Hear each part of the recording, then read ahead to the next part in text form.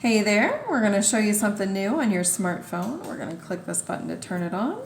We're going to swipe up from the bottom, put in your PIN, and here we are at the home screen. So there's something that happens when you swipe left, or swipe to pull the screen off to the left. So we'll swipe that way. This is Samsung Free.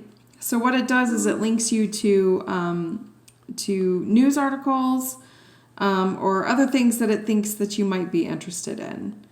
If you're interested, great. If you're not, you just ignore it and you scroll through. So if you're bored waiting for your doctor's appointment, you can swipe left and see where it takes you. That's pretty much it for Samsung Free. So this is listen, and then there's read also.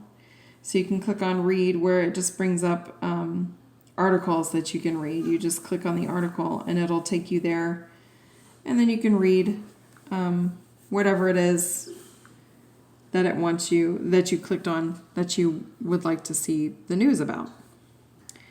So if you're no longer interested, you click the back arrow here. That'll take you back to read. You can click back once more, and that brings you back to the home screen. And when you're through at the home screen, you can click the power button to turn it off again, or you can just wait for the home screen to dim, and then it will shut itself off.